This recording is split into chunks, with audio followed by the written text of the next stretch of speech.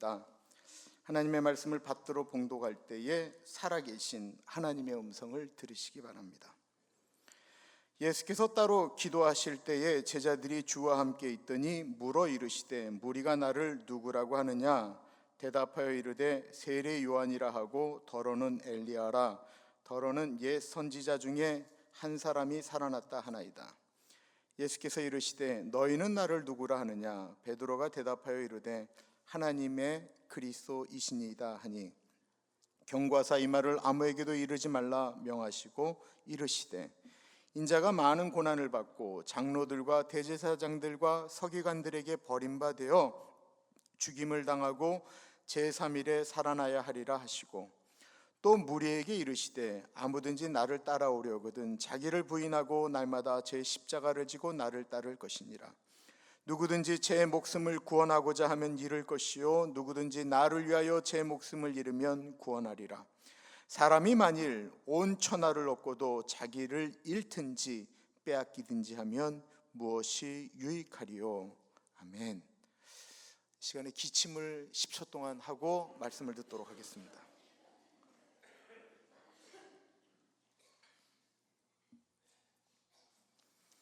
이 세상 사람들이 가장 소중하게 여기는 것이 무엇일까요? 여러분들이 가장 소중하게 여기는 것은 무엇입니까? 말들은 그렇게 잘 안 하지만 가장 가치 있는 것을 돈으로 생각하는 분들이 많지요. 그래서 그 돈 때문에 가족 간에도 불화가 일어나고, 돈 때문에 사람을 아프게도 하고, 심지어는 돈 때문에 사람을 죽이는 일이 비일비재하게 일어납니다. 성경에서 말하는 세상에서 가장 소중한 것은 사람이라고 이야기하고 있습니다. 성경은 한 사람이 천하보다 귀하다라고 정의하고 있습니다. 예수님이 십자가에 달려 돌아가실 때 강도 둘이 좌우편에서 같이 죽게 되었습니다. 예수님은 죄가 없으셨지만 그 둘은 정말로 악질적인 강도들이었습니다. 평생에 못된 짓을 하며 살았기 때문에는 사회적으로 살려둘 필요가 없다라고 생각되어질 때 사형을 하게 됩니다. 그래서 그들을 십자가에 같이 죽였습니다. 그런데 그 쓸모없는 강도 한 사람이 우리가 아는 것처럼 죽기 전에 예수님에게 예수님 나를 좀 기억해 달라고 부탁을 합니다. 그러자 예수님이 말씀하시지요. 내가 오늘 나와 함께 낙원에 있으리라. 예수님은 사회적으로 쓸모없는 사람도 사랑하셨습니다. 예수님이 십자가에 달려 죽으시는 순간에도 관심을 가졌던 것은 바로 사람이었습니다. 예수님이 십자가에 달리셔서 사람을 위하여 죽으시는데 그것을 모르는 사람들이 십자가 주변에서 예수님을 조롱합니다. 손가락질합니다. 네가 만약 하나님의 아들이거든 너를 구원하고 십자가에서 내려오라고 조롱합니다. 손가락질합니다. 침도 뱉습니다. 그들을 보시면서 예수님이 하나님에게 말씀하십니다. 아버지, 저들의 죄를 용서하여 주십시오. 자신들이 뭔 짓을 하는지 알지 못하기 때문에 그렇습니다. 왜 그랬을까요? 예수님에게는 사람이 가장 소중하였기 때문에 그렇습니다. 오늘 본문은 그 소중한 사람에 대한 이야기를 좀 하고자 합니다. 18절을 보세요. 예수께서 따로 기도하실 때에 제자들이 주와 함께 있더니 물어 이르시되 무리가 나를 누구라고 하느냐? 마태복음은 이 질문의 배경이 가이사라 빌립보 지방을 지나가실 때였다라고 말씀하고 있습니다. 가이사라 빌립보는 그 당시 왕이었던 헤로드 왕이 로마 황제 가이사라에게 잘 보이기 위해서 그 황제에게 바친 도시였습니다. 그리고 이름을 가이사라로 하고 자기의 이름 빌립을 넣어서 가이사라 빌립보라고 되었습니다. 엄청난 신전들이 거기에 이렇게 세워져 있었습니다. 그리고 그곳에서 사람들은 축복을 빌었습니다. 살아있는 신과 같았던 로마 황제의 동상도 있었습니다. 사람들은 그 살아있는 사람의 동상, 신전을 보면서 무슨 생각을 했을까요? 꿈을 꿨을 것입니다. 나도 저처럼 힘과 권력, 돈을 가졌으면 좋겠다. 그때나 지금이나 사람들이 모두 꿈꾸는 삶입니다. 그리고 그 꿈은 예수님의 제자들도 꾸었던 꿈이었습니다. 가이사랴 빌립보를 지나서 예수님은 마지막으로 예루살렘을 방문하십니다. 예루살렘으로 들어가기만 하면 제자들도 저처럼 될 수 있다라고 그곳을 지나가면서 똑같은 꿈을 꾸었습니다. 그 화려함을 보면서 우리도 예루살렘으로 들어가기만 하면, 우리 예수님이 이스라엘의 왕이 되시기만 하면 우리도 저렇게 살 수 있다라고 하는 꿈이었습니다. 그것을 지날 때 예수님이 물으시는 것이었습니다. 사람들이 나를 무엇이라고 하느냐? 19절에 제자들이 이런 식으로 대답을 합니다. 이르되 세례 요한이라고 하고 더러는 엘리야라, 더러는 옛 선지자 중에 한 사람이 살아났다 하나이다. 세례 요한 너무나도 훌륭한 분이었죠. 바르게 사셨고 검소하게 겸손하게 살면서 본인이 해야 될 일들을 감당하시다가 죽임을 당했습니다. 엘리야라고도 했습니다. 엘리야는 북이스라엘이 온통 다 하나님을 배반하고 바알과 아세라라고 하는 이방신을 섬길 때, 바알과 아세라 신을 섬기는 무당들 850명에게 하나님이 살아계신지, 너희가 믿는 바알이 살아있는지 우리가 갈멜산에서 증명해 보이자 라고 하며 1대 850으로 싸워서 하나님의 살아계심을 증명하였던 위대한 선지자였습니다. 예수님이 기적도 행하시고 또한 세례 요한처럼 회개하라 천국이 가까웠다라는 말씀을 하시니까 세례 요한처럼 엘리야처럼 느낄 수도 있었을 것입니다. 그러나 예수님은 그런 사람과 다른 것이었죠. 예수님은 그런 정도를 뛰어넘는 하나님의 아들이었습니다.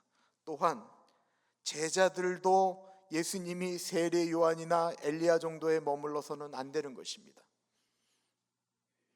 예수님은 왕이셔야 했습니다. 그래야 자신들의 꿈을 이룰 수 있기 때문에 그렇습니다. 이에 예수님이 제자들에게 묻습니다. 예수께서 이르시되 너희는 나를 누구라 하느냐? 베드로가 대답하여 이르되 하나님의 그리스도이시니이다. 마태복음 16장 16절에는 더 정확하게 묘사되죠. 주는 그리스도시요 살아계신 하나님의 아들이십니다. 그리스도, 메시아라고 하는 뜻은 무엇입니까? 정확한 뜻은 기름 부음을 받은 자라는 뜻입니다. 이스라엘에는 세 종류의 분만 기름 부음을 받았습니다. 한 분은 왕이셨고요, 한 분은 선지자였고 또 한 분은 제사장이었습니다. 그러므로 그리스도이십니다, 하나님의 아들이십니다 라고 하는 것은 예수님 당신만이 유일한 왕이 되십니다. 당신만이 유일하신 살아계신 하나님의 아들이십니다. 그것을 고백한다라는 것은 나는 당신의 백성입니다 라고 하는 고백입니다. 예수님이 이 고백을 듣고 너무 좋으셨습니다. 예수님을 왕으로 인정한다라고 하는 것은 본인이 그 예수님의 뜻대로 살아가는 백성이 되겠다라고 하는 고백과 마찬가지이기 때문에 그렇습니다. 그래서 예수님이 말씀하십니다. 21절 22절입니다. 경고하사 이 말을 아무에게도 이르지 말라 명하시고 이르시되 인자가 많은 고난을 받고 장로들과 대제사장들과 서기관들에게 버림받아 죽임을 당하고 제3일에 살아나야 하리라 하시고, 제자들 앞에 예수님은 사람들을 위해서 십자가 지심을 말씀하십니다. 왜 십자가 지심을 말씀하실까요? 왕이신 예수님의 관심은 죄로 인해 죽는 사람에게만 관심이 있으셨기 때문에 그렇습니다. 예수님의 관심은 제자들이 원하는 이 세상에 힘이 있는 로마 황제와 같은 그런 왕이 되는 것이 아니었습니다. 예수님의 관심은 권력을 가지는 것도 아니셨습니다. 예수님의 관심은 죄로 죽을 사람에게 관심이 있으셨습니다. 그래서 죄인 된 사람을 대신해서 왕이신 예수님이 십자가를 지시려고 한 것입니다. 예수님이 이 땅에 내려오신 유일한 목적은 사람 살리시겠다라는 것이었습니다. 예수님의 관심은 지금도 사람에게 있습니다. 그 사람이 죄를 지었건 죄를 짓지 않았건, 부자이건 가난하건, 잘났건 못났건, 천하게 살건 부하게 살건, 예수님은 그것과 상관없이 예수님은 사람에게 관심이 있으십니다. 만약에 이 지구상에 아무도 없고 오직 한 사람이 이 지구상에 있습니다. 그런데 그 사람은 아담처럼 하와처럼 괜찮은 완벽한 사람이 아니었고 별 볼 일 없는데 그 사람 한 사람이 남아 있습니다. 이 지구상에 유일한 한 사람, 그 한 사람이 이 지구상에 남아 있다라고 할지라도 그 한 사람을 위해서 예수님은 이 땅에 내려오셨을 것이고요, 그 한 사람을 위하여 십자가를 지셨습니다.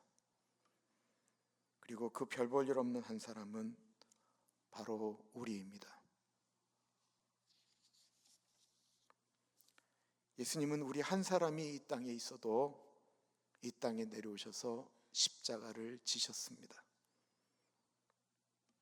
우리 한 사람이 그런 존재인 것입니다.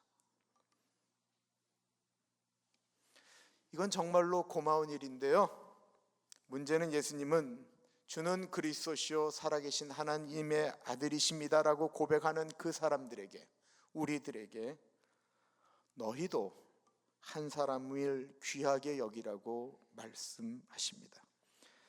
23절의 말씀은 또 무리에게 이르시되 아무든지 나를 따라오려거든 자기를 부인하고 날마다 제 십자가를 지고 나를 따를 것이다 라고 말합니다. 너무나도 유명한 말인데 굉장히 부담스러운 말입니다. 자기를 부인하라는 말, 날마다 십자가를 지고 쫓으라는 말처럼 부담스러운 말이 없습니다. 우리는 주일날 한번 예배 드리는 것만으로도 우리는 만족하고 살고 싶은데 예수님은 날마다 십자가를 지고 자기를 쫓으라고 말씀하시고 자기를 부인하라라고 말씀하고 있습니다. 부담스러운 부탁을 하시는 것입니다. 그런데 예수님이 하신 이 말씀은 우리를 불편하게 만들고 어렵게 만들고 고통하게 만들려고 하는 것이 아니고, 예수님이 이 말씀을 하시는 이유는 우리가 살도록 하시는 말씀입니다. 왜 그럴까요? 그 다음 구절을 보면 우리가 좀 이해가 됩니다. 또 무리에게 이르시되 아무든지 나를 따라오거든 자기를 부인하고 날마다 제 십자가를 지고 나를 쫓을 것이니라 하시고 난 다음에 누구든지 제 목숨을 구원하고자 하면 잃을 것이고 누구든지 나를 위하여 제 목숨을 잃으면 구원하리라. 그러니까 쭉 이어지는 건 뭐냐면 십자가를 지고 예수님처럼 쭉 굽히면 산다라고 하는 것이고 십자가를 거절하면 죽는다라는 이야기를 하고 있는 거예요. 우리가 예수님을 따라가는 삶, 자기를 부인하고 날마다 십자가를 지는 일은 정말 고통스러운 것 같은데 24절에 보면 그 십자가의 삶은 목숨과 구원과 관계되어져 있다라는 것입니다. 십자가를 지고 살면 힘든 것이 아니고 우리가 목숨을 얻고 구원을 얻는다는 말이고, 반대로 우리가 십자가를 거절하면 우리가 목숨을 잃을 것이다 라고 하는 말입니다. 오늘 읽지 않는 이 사건 앞에 있었던 것은 바로 오병이어의 기적입니다. 물고기 2마리와 보리떡 5개로 5,000명을 먹이시고 12강주리를 남긴 사건입니다. 너무나도 엄청난 사건이기에 사복음서에 유일하게 다 기록되어져 있는 기적 이야기입니다. 한번 생각을 해보세요.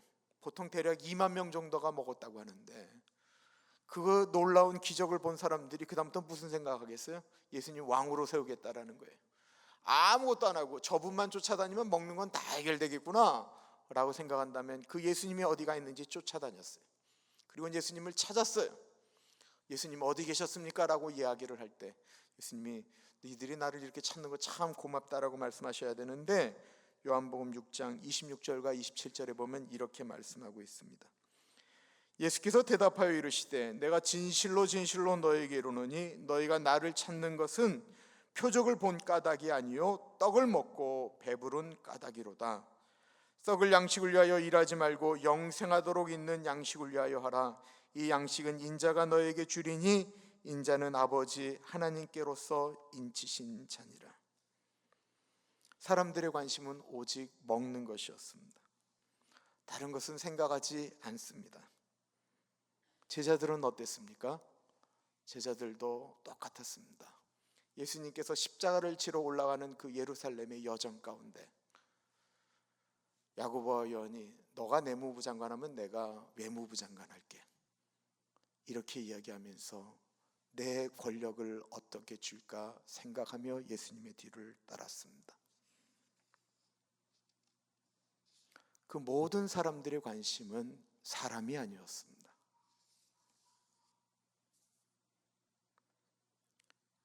예수님은 사람 때문에 예루살렘을 올라가시는데, 예수님은 사람 때문에 목숨에 대해 말씀을 하시고 영원한 구원을 말씀하고 계신데, 많은 그리스도인들은 예수님을 통해서 자기가 원하는 것만을 취하기를 소원합니다. 예수를 믿는 많은 분들의 목적이 사람이 아닌 축복입니다. 그래서 그것을 얻기 위해서 달려갑니다. 내가 살겠다라고, 내가 이것을 가져야만이 내가 산다라고 생각하면서 얻으려고 달려가는 돈, 성공, 높은 것, 그것만 가지면 잘 살 것 같은데 그 길은 사는 길이 아니고 죽는 길이다라고 말씀하고 있는 것입니다. 예수님께서 이런 말씀을 하셨습니다. 마태복음에 너희를 위하여 보물을 땅에 쌓아두지 말아라. 바꾸어 말하면 이 땅에 보물을 쌓아두는 일들이 결코 너희를 위한 일이 아니다라는 것입니다. 한번 보세요. 내가 이 땅에 보물을 쌓아두려고 애쓰고 노력하면서 그것만 추구하면서 가는데 주변을 돌아보니까 내가 그것을 추구하는 사이에 내 주변에 있는 사람들이 죽어갔다라는 것입니다. 아버지가 성공하면 자식들이 행복해질 줄 알고 미친 듯이 달려와서 무엇인가를 이룬 것 같았는데 뒤돌아보니까 아이들은 이미 장성하였고 부모님은 돌아가셨다라는 것입니다. 우리는 우리의 욕심 때문에 십자가를 거절합니다. 십자가를 거절해야 행복해 할 줄 알고, 그래야 행복해 할 줄 알고 많은 그리스도인들이 그렇게 살아갑니다. 그렇기 때문에 예수를 믿어도 행복하지가 않은 것입니다. 예수님은 십자가 지고 따라오라고 하셨습니다. 그래야 산다라는 것입니다. 십자가는 분명히 내가 원하는 것과는 다른 것입니다. 그런데 내가 원하는 것이 아니지만 내 생각 내려놓고 주님이 원하시는 것, 자기 부인을 하고 십자가를 지면 내가 산다라고 하는 것이고, 더 놀라운 건 천하보다 귀한 사람을 얻게 된다라는 것입니다. 예수님이 말씀하시는 자기를 부인하고 날마다 자기 십자가를 지고 예수님을 쫓아가면 어떤 일이 벌어져요? 놀랍게도 주변에 있는 사람들이 구원을 얻고 행복해한다라는 것입니다. 아쉽게도 오늘날 기독교가 이것이 무너졌습니다.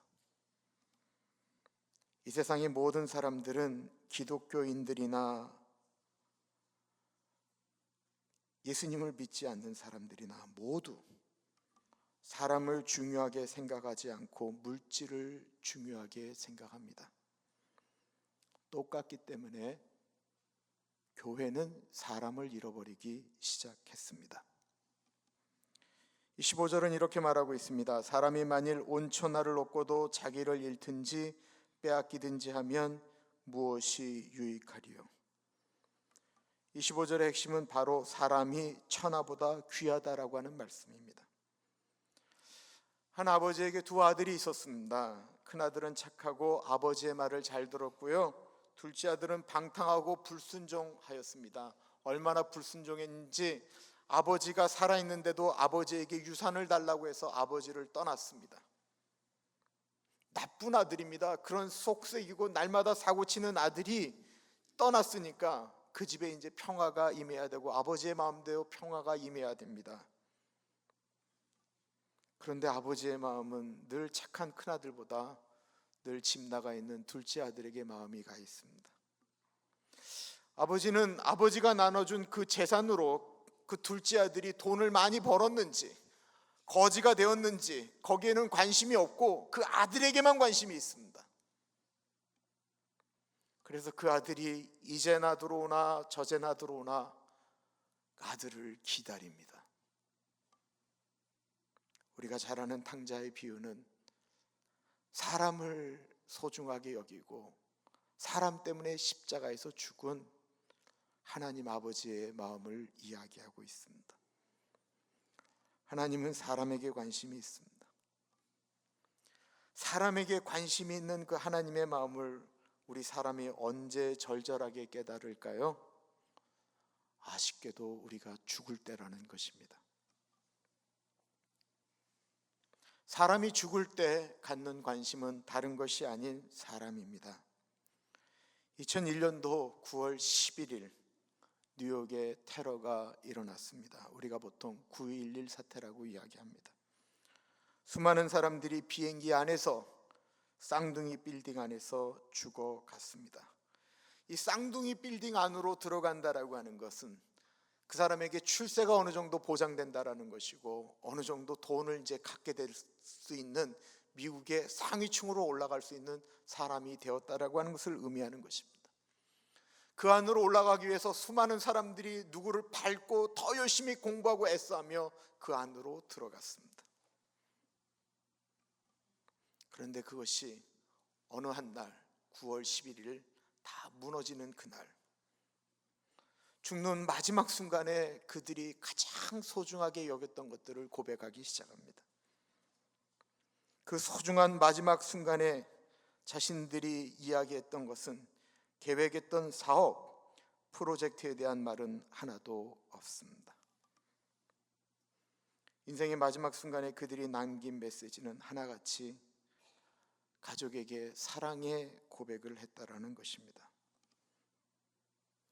많은 이야기들이 거기 전화기에 녹음되어져 있고 뭐 이래 했던 것들이 인터넷상에 있잖아요. 그 중에 있는 얘기들을 뽑았습니다. 여보 사랑해, 뭔가 엄청난 일이 벌어진 것 같아. 근데 나는 아마 살 수 없을 것 같아. 여보 사랑해, 애기들 잘 부탁해. 2001년 8월 월드 트레이드 센터에 있는 직장에 취직해 출근하기 시작해서 9월 11일 딱 한 달 만에 변을 당한 스튜어트 T 멜처가 부인에게 남긴 메시지였습니다. 사랑해, 월드 트레이드 센터에 지금 있는데 이 빌딩이 지금 뭔가에 맞은 것 같아. 내가 여기서 빠져나갈 수 있을지는 모르겠어. 여보 정말 당신을 사랑해. 살아서 당신을 다시 봤으면 정말로 좋겠어. 안녕. 채권 거래 회사 켄터 피츠 제너럴의 채권 브로커 케네스 벤 오켄이 부인 로리에게 실종 직전에 남긴 전화 메시지입니다. 엄마 나 마크야. 우리 납치당했어. 저기 3명이 있는데 폭탄을 가졌대. 엄마 사랑해 사랑해 사랑해. 피츠버그에 추락한 유나이티드 에어라인 93기에 탔던 마크 빙햄이 피납 직후 어머니 앨리스 호글런에게 마지막으로 남긴 전화 내용입니다. 여보 나 브라이언이야. 내가 탄 비행기가 피납됐어. 그런데 상황이 아주 안 좋은 것 같아. 여보 나 당신 사랑하는 거 알지? 당신 다시 볼 수 있게 되면 정말로 좋겠어. 만약 그렇게 안 되면 여보 인생 즐겁게 살아. 최선을 다해서 살고 어떤 상황에서도 내가 당신 사랑하는 것 알지? 나중에 다시 봐.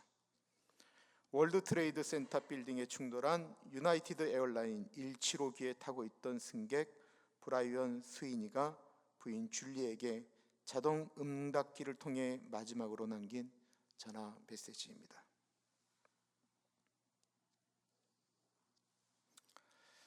저희 아버지는 수술하다가 일어나지 못하시고 1년 반 동안 치매 상태에 누워 계셨습니다. 대소변을 받아야 됐습니다. 그걸 우리 형제들이 돌아가면서 했고요. 어머니에게는 참으로 고통의 나날이었습니다. 80이 넘은 어머니에게 그렇게 쓰러져 집에 계시는 우리 아버지는 고통이었습니다. 그리고는 아버지가 돌아가셨습니다. 우리 가족들이 모여서 장례 예배도 안 드리고 이렇게 모여서 할 때 제 아들이 휴가를 급히 받고 들어갔더니만 엄마랑 우리 형제들이 웃으면서 얘기를 하는 거예요. 아빠하고 있었던 얘기를 하니까 우리 아들이 생각할 때 이 집안이 좀 이상한 집안인가 보다 라고 생각했다라는 거예요. 그런 분위기예요. 그런데 지난번에 오셨을 때 이제 1년이 지나가는데도 엄마가 그러시는 거예요. 야, 문을 열고 들어가면 꼭 네 애비가 누워있는 것 같다.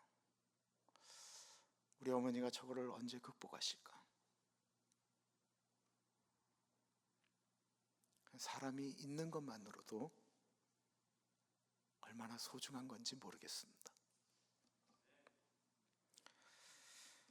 마지막 순간에 본인들이 이 땅 가운데서 무엇을 했는지 그것을 기억하는 사람은 없습니다. 마지막 순간에 그들이 기억하는 것은 사람입니다. 마지막에 기억하는 것, 그 사람. 마지막에 사랑하는 사람을 기억하는 그 사람에게 하나님이 말씀하시는 것이 있습니다. 그것은 그걸 죽을 때야 아니, 나는 네가 사는 날 동안 내가 그거를 늘 알기를 원했다. 내가 늘 네가 살아있을 때 너에게 관심이 있듯이 내가 다른 사람에게 늘 관심을 갖기를 내가 그렇게 원했다. 사람이 귀한 것이지만 그 사람이 귀한 것은 우리가 그 사람을 사랑할 때입니다. 우리가 사랑하면 그 사람이 천하보다 귀한 존재가 되는 것이고요, 우리가 사랑하지 않으면 그 사람은 없어도 괜찮은 사람이 되어버리고 마는 것입니다. 모든 사람을 다 사랑하라, 저는 그건 불가능한 것 같습니다. 그러나 다만 우리에게 하나님께서 관심을 가져라 하고 보여주시는 분들이 분명히 있습니다. 그리고 그분이 우리처럼 예수님이 핏값을 주고 사신 천하보다 귀한 존재라는 사실을 우리가 인정하게 될 때,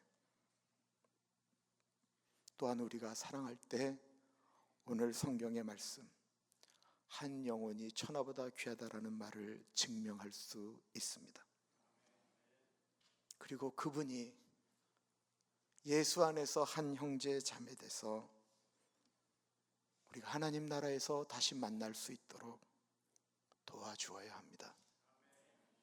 언제요?